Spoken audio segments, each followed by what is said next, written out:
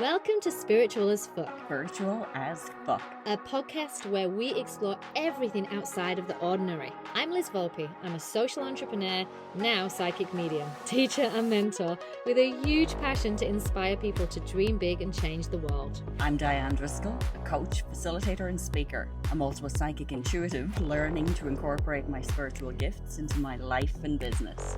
We're here today to share real and raw spiritual stories. It's going to give you a safe space to challenge what's normal and have some serious fun along the way. We hope you're ready to get spiritual as fuck. Welcome back, everybody. We are excited to be here, and especially excited because today Diane and I are going to cover something that is really close to our hearts in so many ways. Would you agree, Diane? Definitely, I say close to our hearts, but I don't know if that's exactly the right way to describe it. Today we are going to delve into everything underneath the umbrella of energy. Now, when we talk about energy, there are so many different ways we know this conversation can go. But just even thinking, for me personally, about energy, it's almost like I want to say that energy has just always been my best friend. And, you know, from being a really young girl, I know I've shared stories before, but I've always had this amazing ability to be able to read energy. So I can be in a conversation, I could meet a person, I can find myself in a situation, and I don't need to hear the spoken word. You know, energetically, on a whole different level, I am reading and understanding what is happening.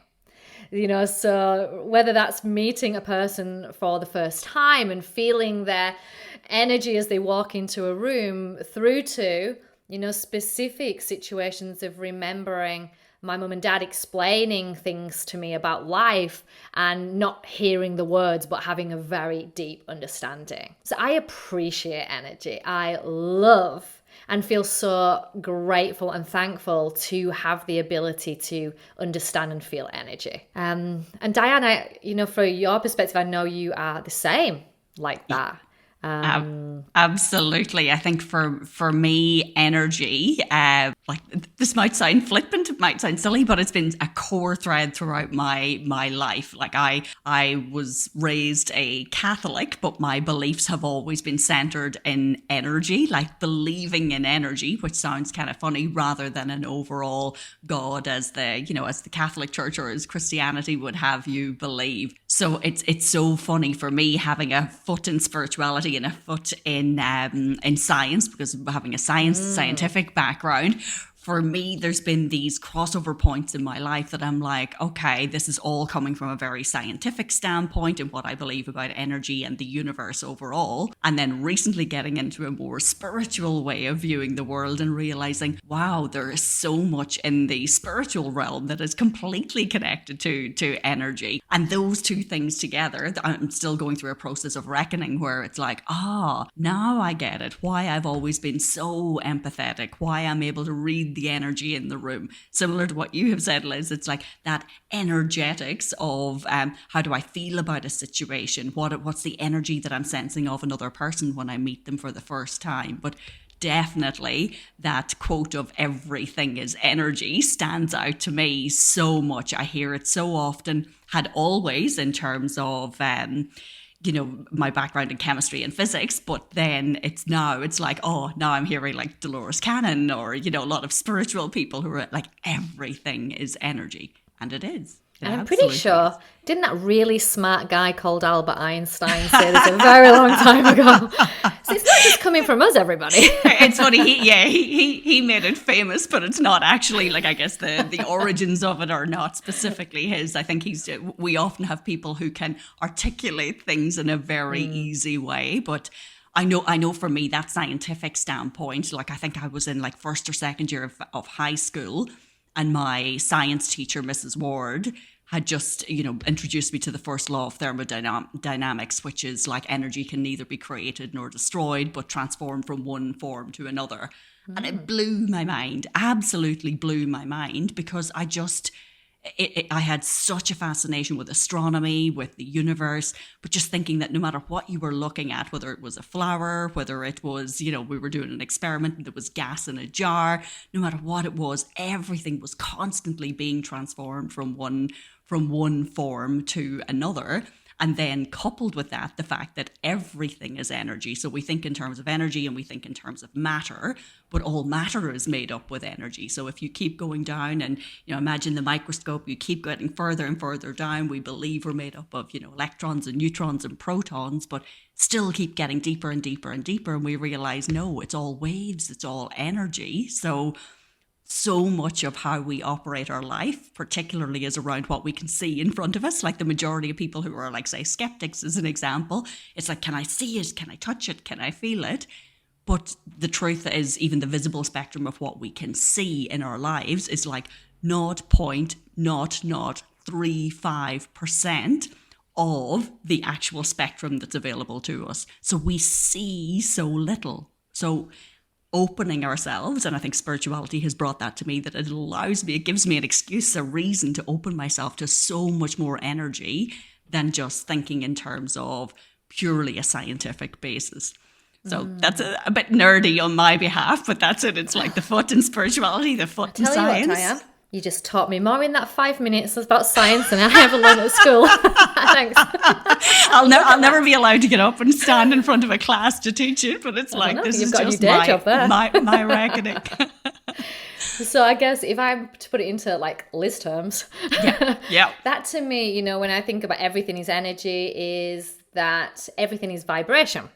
Yes. So, something like a chair is energy, but that's a more dense, crazy vibration up to something that's like a marshmallow, as an example. Now, yes. Scientifically, I'm not explaining that correctly, I know. But for me, being able to sense energy, I pick up on vibration, and vibration really is an intensity of energy. So there's lower energy, which comes across as feeling more dense, heavier, can be associated with the feelings of like confusion or unhappiness, whereas higher vibration is happiness, joy, lightness. So for me, when I'm reading a scenario or even meeting a person, I can feel where their vibration is at. And actually going through life, learning about things like the law of attraction and what energy you give out to the world, you attract back, has made me feel like, well, energy actually needs to be a priority. What energy do I give off? Am I feeling dark and heavy and confused?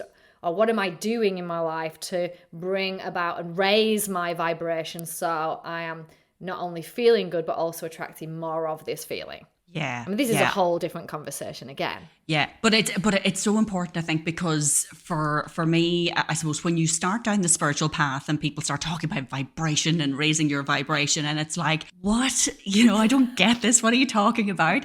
So if you can, like for me, I like to break it down into, like, a lot of the work that I do is around helping people with communication skills. So if you're influencing change in organizations, your communication skills are so important.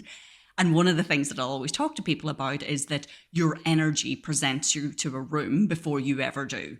So if you imagine I'm about to walk into a boardroom, and if I'm flustered, if I've got things that are going on at home, if my mind is preoccupied, or I'm going in shuffling papers, I might not even have opened my mouth to say a word to influence anybody, but my energy, that chaotic energy, may come into the room before I say a word to influence people.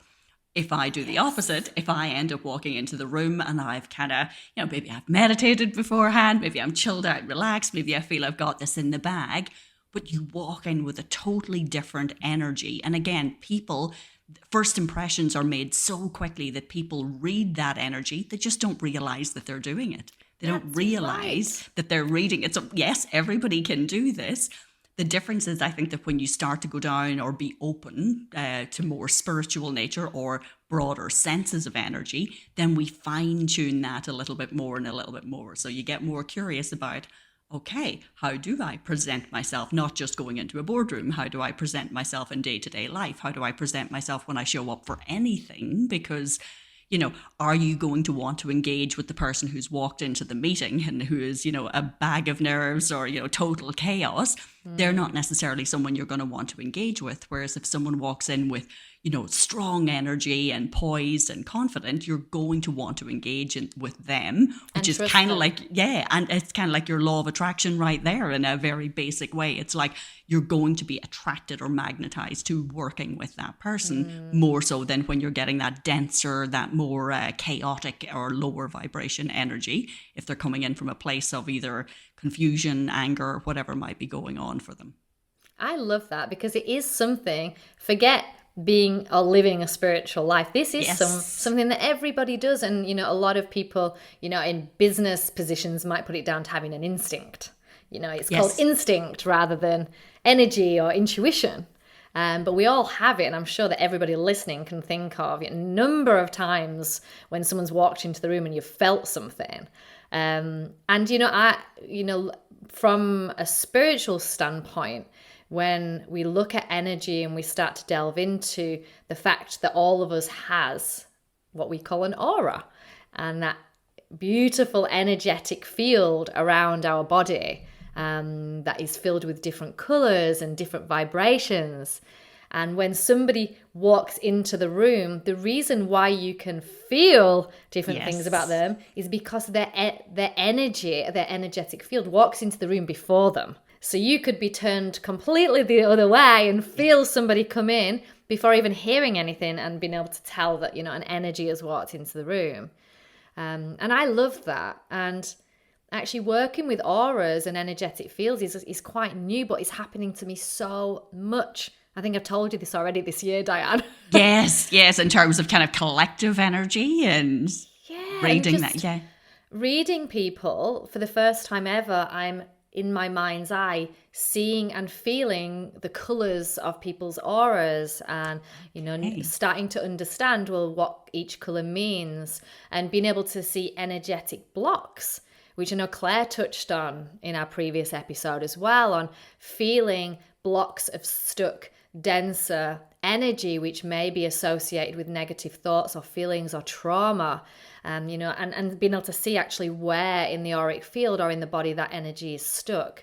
So this is a whole new learning for me, and I find it really interesting. Absolutely, because in terms of healing, which fascinates me, it's around, if you're stuck and you're blocked, if there's energy blockages in your system, then obviously that's what ends up causing, in a lot of cases, that can be causing discomfort onto disease. So if we're keeping our energy flowing, then we've got a better, chance of keeping ourselves open and operating in a much more highly tuned way.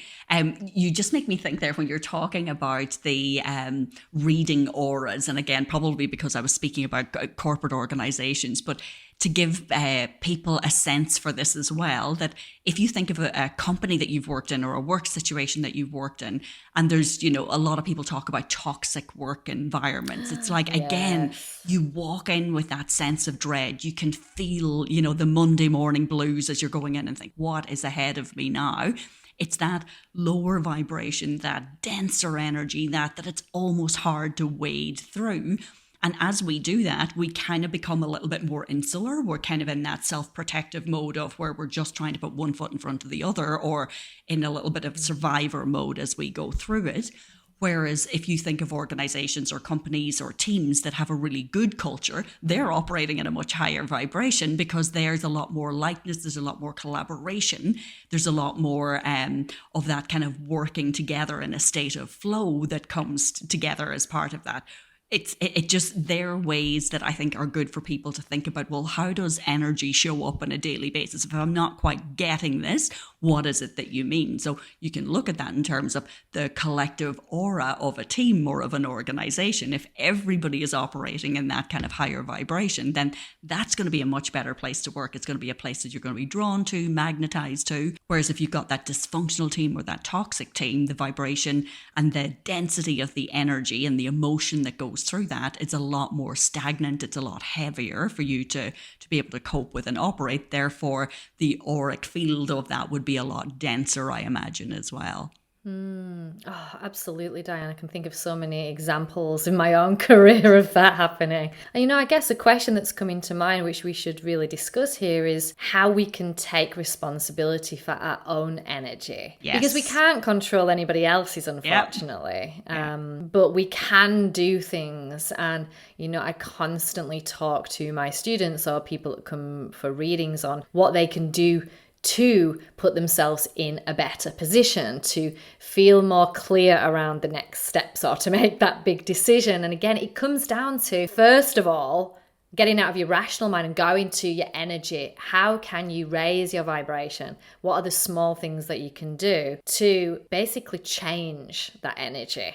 Do you have anything that works for you? When you're feeling really down in the dumps or things aren't going too well? Yeah, and so much of my coaching work is around this as well. So it's like giving people, and my history, because it's so embroiled in mental ill health, a lot of this was to do with, I would have what I would call emergency mood shifters to just shift me into like what now I view as being a higher vibration. Back then it was just a case of, it was almost like get out of that almost like self-destructive and really insular mode of being collapsed in on myself and all of my worries and all of my traumas, but then trying to shift myself into a better mindset was how I would have viewed it back then. But for me, when I'm coaching people, I'll bring them through a process of figuring out what those things are for them. Now, for some people, going to the gym is like, yes, that gives them, a shift in energetic state. For me, I couldn't think of anything worse. I'm just not. I'm not that person. But things for me that are my emergency mood shifters or energetic state shifters are always music. Number one is my and. Yeah, self-confessed heavy metal fan. So yes, blaring heavy metal is my number one thing. Moving my body is another thing. So it's like literally imagining that I'm full of stagnant energy. So doing something that will shift that. Some days that might be like doing something gentle like Tai Chi or yoga, and other days it may be doing a shake meditation that is, or going out for a brisk walk. So I'm definitely not one of these people who goes off to a gung-ho camp to kind of amp up my energy completely. That's not how I operate. But those are the kind of things. So it's either movement, nature, music, because music I'll sing, so that's activating my voice as well. So it's the more things that you can activate within yourself, and you can even, when you use your voice, even put your hand on your throat, you can feel the vibration of your voice. You're doing a vibrational change within that. So it doesn't have to be massively spiritual practices just to shift your energetic state. There are other things that you just think, oh yeah, I actually feel good after that. They're just basic well-being activities. Absolutely. I'm laughing because my son, he's been really tired the last few weeks. He wakes up, he's a little bit grumpy, and he finishes school the same way, but he has this, and he's realised it himself. He's 10. He's got this one song. And it doesn't matter what has happened before we leave the door. He could be walking out of the house in the most horrible mood where I'm like, oh my God, I'm staying away. Yeah. He gets into the car and he puts this one song on for himself, and he winds the window down and the air comes in, and he dances and sings. And by the time I drop him off at school, which is only like a 3-minute drive, he's like a different person. So, I've clocked on to this now. So whenever I see him storming around the house, I'll quickly put, hey, Google, put that song on. Exactly. You don't even have to say it, and it will shift it. I feel it. I see it. And, even the fact that I know when he listens to that song, he goes in a better mood. It sets him up for that learning for the day. Everything's better. Yeah. How and it is incredible. If we can do things like that, like they are the simplest things that we can do to just shift our energetic state. And you think of the ripple effect of that. So even, whether it's your son, my daughter, or a child going into school, and if they're having, if they're lower energy and if they're having a tough morning and, nothing has been working out for them, they will have a ripple effect on their class when they go in, and that will have a knock-on impact on things that will unfold for them during the day. Whereas for the sake of a song rolling down the windows, singing our hearts out, the ripple effect for the child or for anyone on that day is totally different. So it shows that taking responsibility for your own energy, and obviously, kids are not necessarily aware of that, but as parents, we can keep an eye on what are some of the things that shift our kids' energetic state, and then, subtly kind of drop them into their daily routines. But I love that. And for me, that makes my heart sing, because music for me is absolutely one of those things that shifts my energetic state. Same. I mean, I can't see heavy metal music doing it for me, but I'm more of like listening to like a Jurassic Park orchestra. Right. Okay. And that's it. It's never going to be the same. A Braveheart song, I'm like, that sounds awesome. It's never going to be the same for everyone. But I think anyone listening, just think about music. Are you into music? Not everybody is, but I do feel that most people are drawn to music. Absolutely. Yeah. What is your song? What is that song? And have it, that you've saved it, that you're able to and you have different songs for different moods. So, if it's something that you need to let out a bit of anger, then okay, that could be one song. If there's another one that you just want to make you feel happy, or something else that you want to kind of soothe you, you may have different songs for different things but it is such a quick way of shifting your energetic state. The other thing that comes to mind for me, and one of the quickest ways to really amplify my vibration or get me from bad mood to good, is gratitude.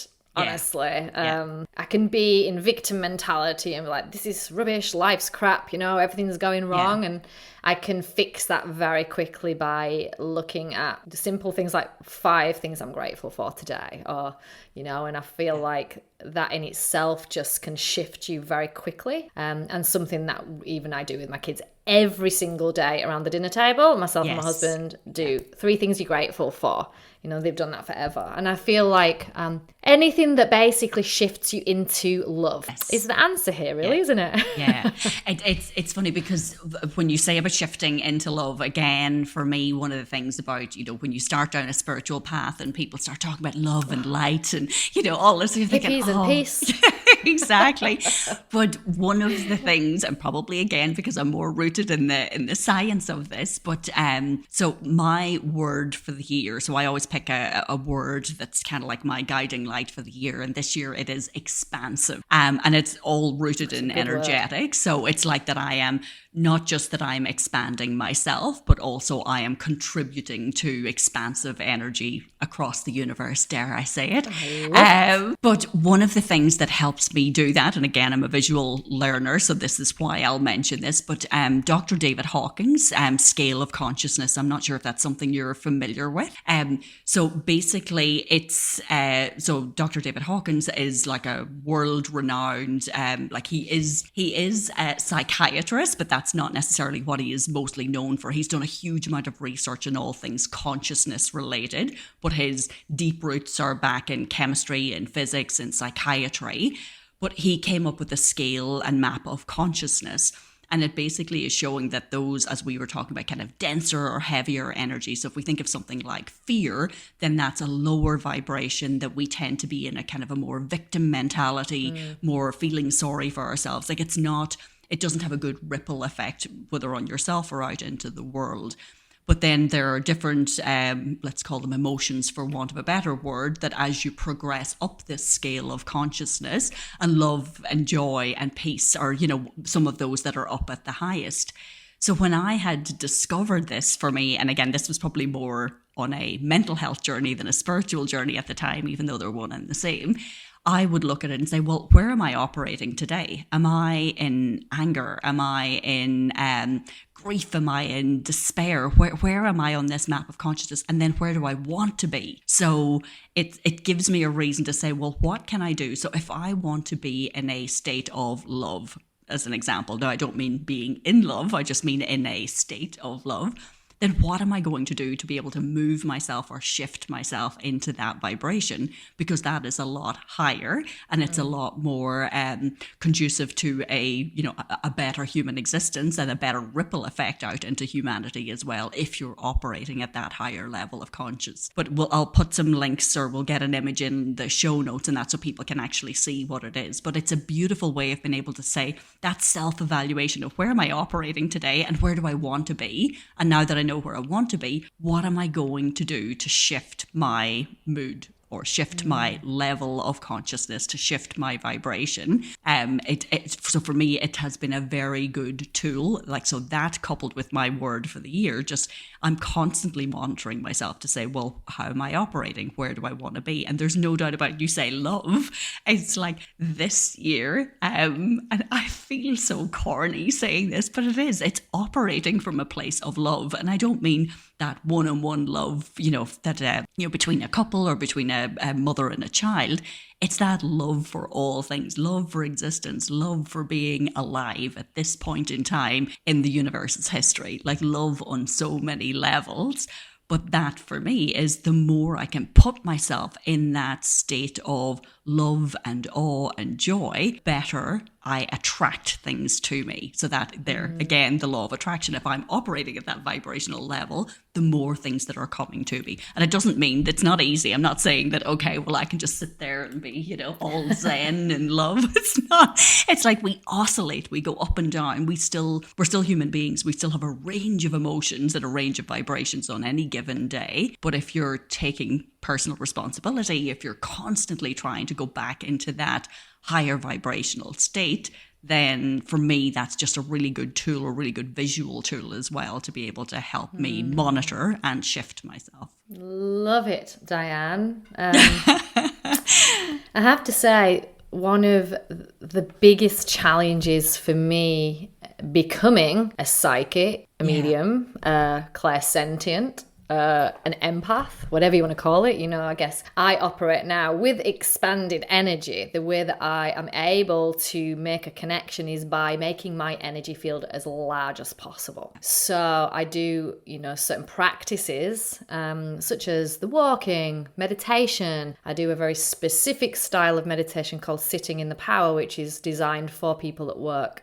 In areas such as myself. So I have to work every day at keeping my energy field as large as possible to be able to deliver the best possible messages for people. The danger with that I've discovered is that by walking around constantly with a huge energy field, I can be responsible for the energy that I'm putting out there, but what I can't help happen is that I will pick up and sometimes carry other people's energy with me. And I've learned this the hard way. Yeah. I've been in a reading, I've picked up trauma, I've picked up dense, dark emotions, I've picked up things that I don't want to be feeling, and I've walked out of that reading and into my normal life to pick the kids up, carrying that feeling, that pain, that emotion. And there's been certain practices that I've had to put into place to obviously protect myself energetically as much as I can. And I know that there's people walking around out there, there'll be people listening right now that don't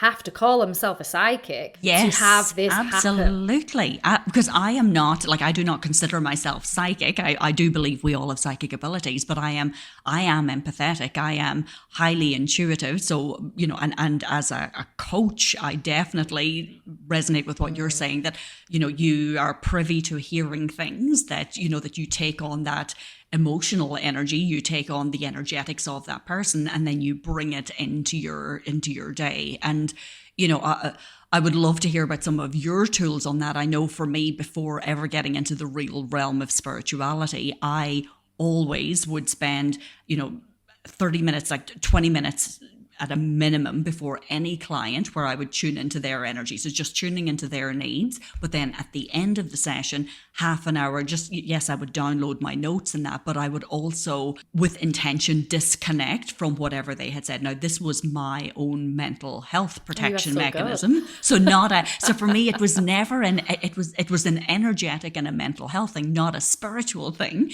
But now realizing it's like, of course, it's all the same. It is. But so how do you do that? What are some of the practices that you do to either protect yourself, first of all, from a preventative standpoint, but then also if you do feel those connections or that energy following you around, what do you do? I'm not going to claim I'm an expert in this area. Okay. And we're the first to say that we're, we share as we learn. That's just who we are. Yeah.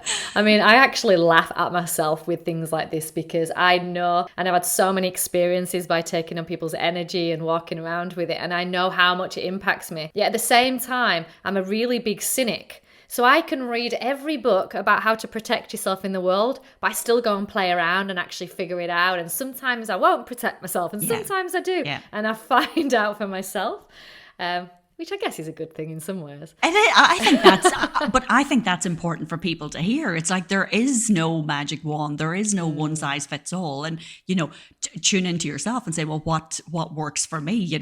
Is it something to do with crystals? Is it a meditation? Is it a cleansing ritual? What is it? But yeah, just keep going until you find the thing that works for you, and it might work today, and then it might not work 2 days time. So keep experimenting. That's it. And just even to bring it out of the psychic realm, like we all have that one friend that when they phone us, we're like, oh, and then you're on the phone with them and they're having a negative conversation and you feel your energy being drained. Yeah. I call that type of a friend an energy vampire. You love them to bits, but they cannot help but drain your energy. So whether or not you're living a spiritual life, like there's situations that and people around you that are going to cause energy drainage, and you have to protect yourself.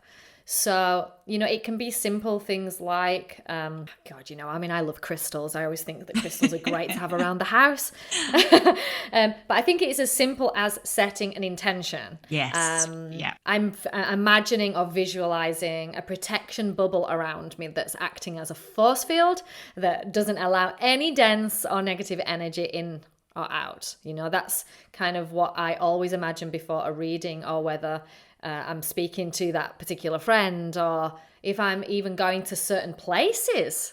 Yeah. Because again, as someone that feels energy, I can go and walk into a place and I feel sometimes good and sometimes bad from a place. So the more awareness I have over how easily my energy can be rocked, yes, the more I realize that the protection is important every day, every morning I wake up, rather than just when I'm about to do a reading. So there's lots of different things that I use, from using crystals, from visualization, from meditation, from setting simple intentions that I feel cleared. I feel cleansed. Yeah. From getting in that shower and imagine as the water is running down over your head for all of that dense or negative energy to be going down the drain. Yeah. I think it's, if I can bring this into the realm of kind of my life at the moment. So I have had there isn't even a word to describe the past week that I've had. It's been pretty horrific. There's been some stuff going on, thankfully not directly to me and my family or anyone close to me, but someone on the periphery of my life. There's just been something horrific that has happened that really rocked my world on so many levels. And I felt, in terms of energetics, because that is how I view it, that my energy went from feeling really good and really upbeat and, relatively positive and able to manage myself, to absolutely devastating, to like uncontrollably crying, barely able to function. And it's interesting for me to think about this because, a year ago, I probably would have attributed all of this to depression, anxiety, mental health issues. But this time, purely viewing it through energetics was a case of, okay, something horrific has happened. You need time to process that. So it's natural, it's expected that you're going to have dips in your energy level. You're going to need to express grief. You're going to need to express sadness. And again, going back to Dr. Hawkins' scale of consciousness, it's like, where was I operating on those levels? But it was still allowing myself time to say, this is okay. I need to be in this energetic state for the moment, but I'm not going to live there. I'm not going to wallow there. I'm not going to stay there. What do I need to do to shift my energy? So for me, there were things. So the things that I went through this week was like opening windows, like simple things like opening windows. I took all of my crystals out to charge them, my cards, all of those things sat out in the sunshine, under the trees. Literally going for a walk or just in nature to raise my vibration in that way. Music, again, huge thing for me.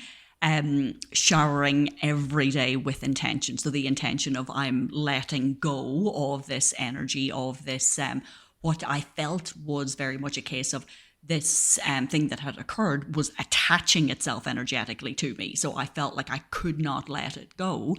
And, some of our listeners will be familiar with cord cutting, which is like if you feel that you've got energetic hooks into you, or something that has really taken hold, then how do you release it in a lot more purposeful way? So I went through with my coach, had brought me through a cord cutting exercise as well. So it's like layer upon layer upon layer of things that I needed to do to just get myself through the week, to the point where, and I wasn't even sure that I was going to be able to do the podcast today, because I've actually had a lot of work that I have had to say, no, I'm not in a good place to help others when I'm not in a good place myself. And that's, again, taking responsibility for my energetic state. But it shows that we have things that happen to us in life. Now, that was a particularly bad week with particularly bad circumstances. But on any given day, we have things that kind of dip us into lower energy, or we come across someone who has lower energy, or we're put in maybe a family circumstance where,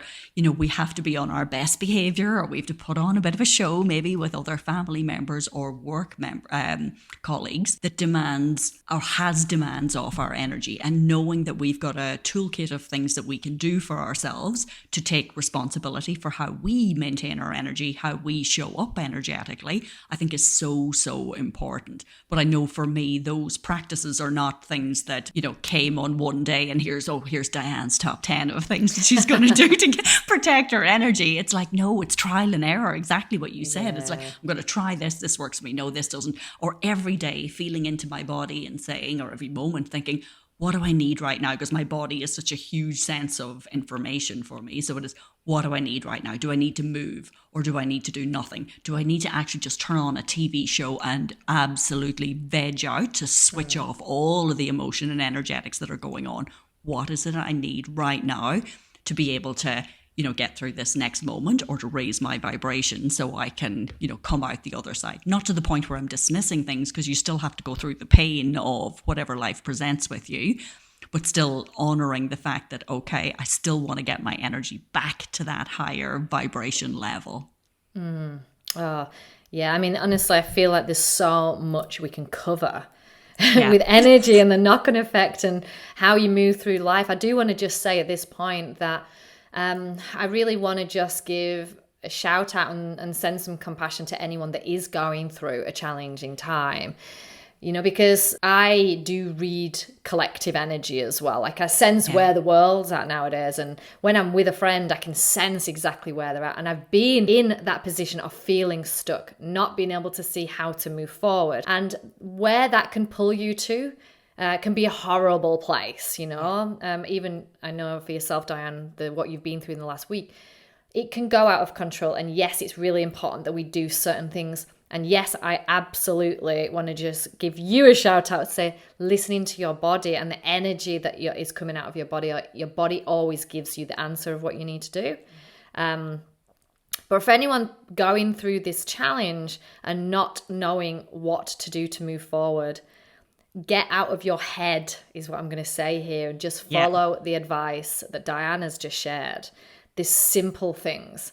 And even, the walks, the meditation, the listening to music, but then even taking it onto a different level when we talk about raising our vibration and getting ourselves into a good state to move forward, is even things like, paying attention to the food that you're putting into your body.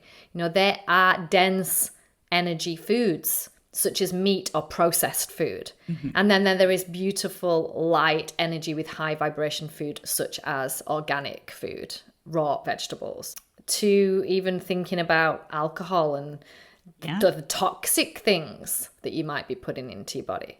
Yeah. Now, I'm not preaching that everyone needs to stop drinking here, because I am the first to enjoy a good glass of wine after a hard Friday. Absolutely. But I do now know, after lots of playing around in this field, that if I have one of those nights where, I'll really let loose and I'll have a good few drinks, even Monday, my energy is more closed, and I feel that my auric field is smaller than a time where I haven't drunk at the weekend. So, I now have to plan very carefully when I am going to allow myself to do readings or to put myself in certain social situations, because I feel everything. I am so sensitive to energy now. But let's just turn this on its head a tiny little bit and just go somewhere completely different. Yeah. Because I landed in Australia as a backpacker in 2021, and I was on this round the world trip. And this trip was meant to be for 6 months. And I remember landing in Sydney and the plane touched down. And, you remember the door of the plane opening, the beautiful sunshine and the warmth hitting my face from Sydney. And I got this feeling whoosh over me as this heat hit me. I am home. Wow. And I felt that feeling to the core of my being. And I have shared that story on hundreds of occasions.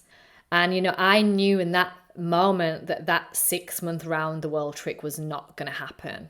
And funnily enough, it didn't. And here I am 20 odd years later. So you stayed. It's like you didn't go back, you stayed. It called me home. I got that feeling. And there have been other places in the world that have called me and energetically either have a magical feeling or have this feeling that I've been there before, or I just have no explanation. Like Cambodia, I get drawn. I've worked in Cambodia. There's just something that draws me there energetically. I don't know what that is. Do you have any of those, Diane? Oh, massively, because one of my, still a fascination, but growing up, ancient civilizations. So for me, when I did start to travel, it was like, Greece, it's Turkey, it's, Egypt, it's going to all of these ancient civilization sites. Like even every time I go back to Ireland, it's all the, the megalithic and Neolithic, the old ancient sites that I feel the energy. I feel pulled towards those places. I feel the energy of it. My bucket list of where I want to go is all based on, ancient civilizations, on ley lines across the globe. It's like there are just energetic places that are pulling at me. And it's interesting that you've brought it in this direction, because I'm feeling it more and more. So even in the last 2 years, I would have considered Australia to be my home. I would never have thought that I would have wanted to move back to Ireland, but the emotional, the soul-wrenching pull for me to move home to Ireland is just unbelievable. But even recently, it's been not even just Ireland. It's like knowing that, okay, the time is ready for you to travel again. So for so many years while my daughter was young, I'd stop traveling. I would go home to Ireland to visit family, or we'd go on a family holiday. But there was none of this going off to places that really, that were calling to my soul. And now it's almost like, okay, I haven't been to Uluru yet. And it's like I want to make a pilgrimage out of that almost. There are just places that energetically, just being drawn to that you do. And you feel, it's interesting, there's two stone circles in Ireland that the last trip that I was home, I was at, and I visited them with my sister. And one of them was very masculine energy. That's how I would describe it. And the other one was the two of us described it like a womb. It was like warm, embracing, nurturing, feminine energy. So even to have the feeling of, I'm getting a different sense of, one is masculine energy and the other one is feminine energy. I seem to soak up so much from the land, particularly ancient places. I mean, and I highly recommend anyone that has that feeling that they're drawn to somewhere to actually just go and investigate and get curious about that. Because it is, and I don't know why we're drawn, to places. Could it be that we've had a past life there? I don't know. Could it be that we're just meant to move there? Which is what happened to me with moving to Australia. But then there's also kind of other places that I'm drawn to. One of them that you mentioned, Egypt. Mm-hmm. At 10 years old, from nowhere, I developed a fascination with all things about Egypt. And I managed to pitch my mum to sign up and subscribe to this magazine that came monthly, all about Egyptology. And from there, I suddenly thought, well, I don't know why I'm so interested in Egypt, but maybe I'm going to become like an archaeologist. And I just felt so drawn to it. Now, I've never been, yet. Oh, so you've never been? Never been. Okay, yeah. Now, I always have this fascination with watching, every documentary I can on Egypt and similar to you, these ancient civilizations. Yeah. But a few years ago, my dad called me and he decided to do one of those crazy DNA tests that, tracks where your family have actually come from. And really randomly, he managed to find out that my family and my bloodline is from bloody Egypt. Oh, And wow. I was like, what? Really? Could that explain why I've got this huge pull to Egypt? I have no idea, but I just found that really, really interesting.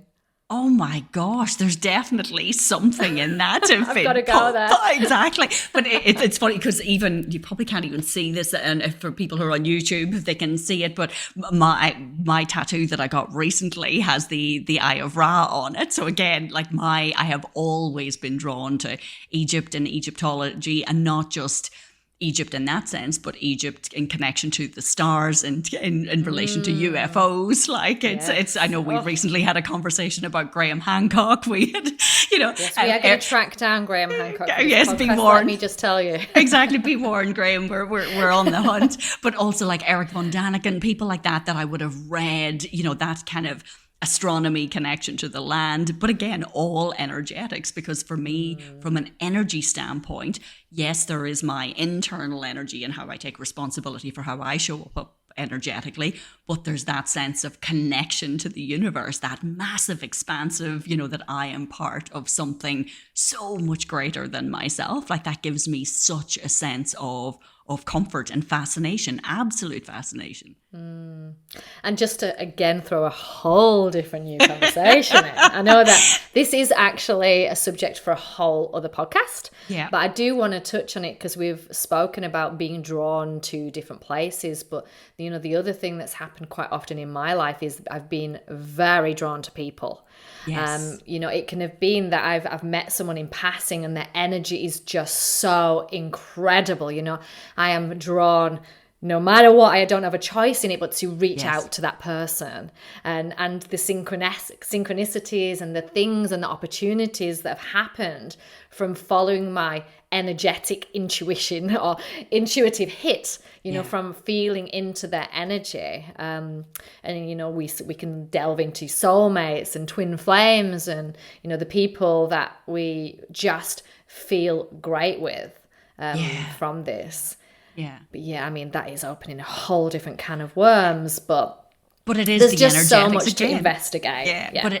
But I think if anything, it leaves so much for, and like we always do this, we always ask people, we give kind of like homework or getting people to tune into things, treat themselves like an experiment. So, you had mentioned earlier about getting out of your head. So, if you visit a place and you suddenly get a sense or a feeling from it, or you feel an energy, or you walk into a room and you get a sense or a feeling from it, don't dismiss it. Just spend a little bit of time and don't overanalyze it in terms of your head. Drop into your body and just think, well, am I feeling this in my heart? Am I feeling energy coming through the soles of my feet? Where am I feeling this in my body? And is it a good feeling? Is it a bad feeling? Do I feel safe? Do I feel energized? Do I feel, do I feel like I could run a marathon? What is the feeling? So just tapping into it a little bit more, but not in terms of trying to over-intellectualize it, more in terms of observing what the impact of this energy is having on your body. Because again, kind of like your intuitive, encouraging people to build up their intuitive abilities, that this sensing of energy, just being able to tune into it a little bit more, it comes with practice. So just awareness is the first part of any change. So just be aware, start to focus on it a little bit more, and just think about, okay, if you're going somewhere, did I feel good or, better or worse after I left it? When I engaged with that person, did I feel better or worse when I left that person? Just start to pique your curiosity about energy in general. And the unspoken word. I think a funny exercise, that you can give a go is that when your partner walks in on an evening. Yes! Feel into how, what's going on for them. Run to the other side of the house and quickly visualize that bubble around yourself. Yes. Yeah.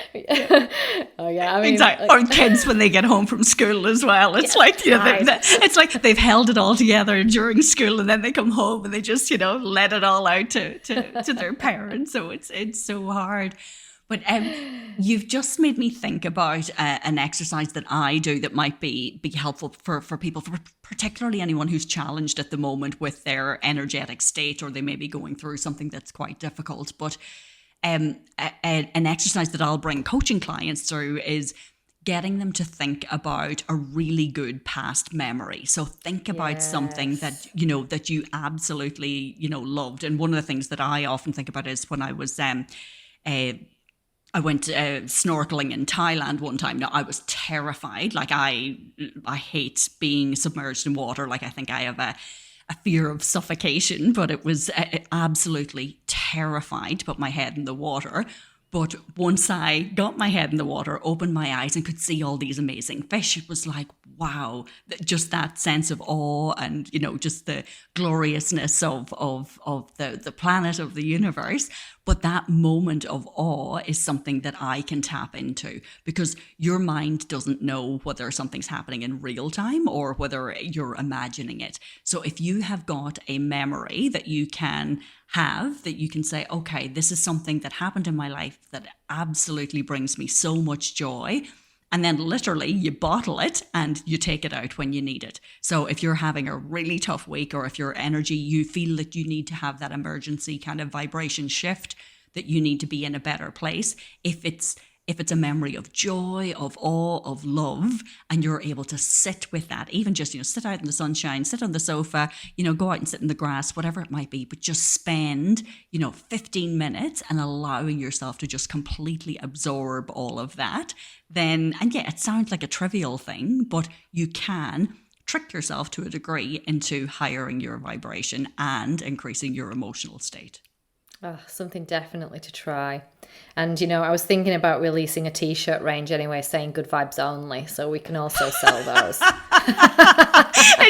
It's funny you say that, because that was probably one of the things that I used to, what do you mean good vibes only? Like, that just, it used to give me the absolute heebie-jeebies. It's like, and now it's like, and I think that's why when when you find things that are actually able to help you practically shift your vibration, or understand what vibration is, what energy is, what, your frequency, all of that just helps you think then that, okay, yeah, and if I do this and I can do this for myself, then I'm going to attract other things to me that are in that same range of frequency and vibration. Therefore, my overall quality of life is bound to be better.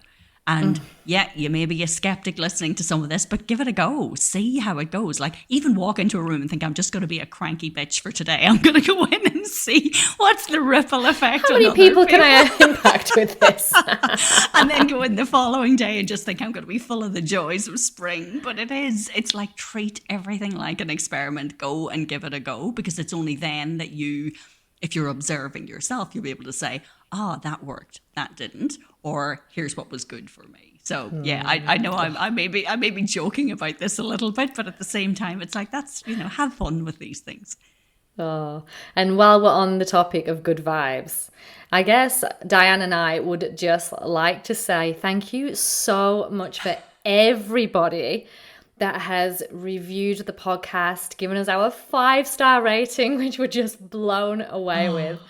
For the number of testimonials that have gone out on Spotify, on Apple Podcasts, for the number of DMs. Yes, emails, messages. Messages. Yep. Oh my goodness. Early days, and I feel like I have mentioned this before, when I received the message from whoever is around me that I was to start a podcast, it did grow an energy of its own, and being energetic led to Diane, and then starting the podcast. It was always just very simple, and it was always expected, because I had such a strong feeling that we were just going along for the ride, and we are going along for the ride, and this podcast has an energy on its own. And I just want to thank you from Diane and I, from the bottom of our hearts, that you are also along on this ride with us. Thank you so much. The energy that is building, the vibration that is throwing out in front of us due to the positivity around everything we've done so far is just incredible. And being a psychic, I do continue to get messages on where this podcast is going. And you are with it and coming along, and it will be hopefully fun and exciting. And I hope one day that we will achieve our goal of impacting 1 million people with this podcast. and it's down to you guys for us even getting this far. So that was a little bit of a rant. Thank you so much. Yeah. So much love in the house. So much love. Good vibes only.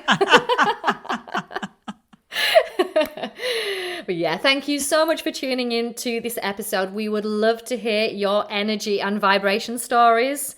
If anything pops up, please follow us on Instagram at spiritual.a.f. And we can't wait to hear and see you next time. That's it for another episode. Thank you for listening. Did you know that we are building a movement of 1 million people who are spiritual as fuck? We would love for you to join us. You can start by leaving us a review on Apple Podcast. Every month, I'm going to intuitively choose one person and do a psychic reading for you. So follow us on Instagram, send in your stories and topic suggestions, and join the movement at spiritual.a.f. Until next time. This is a Guide Your Light Network production, creating podcasts with purpose.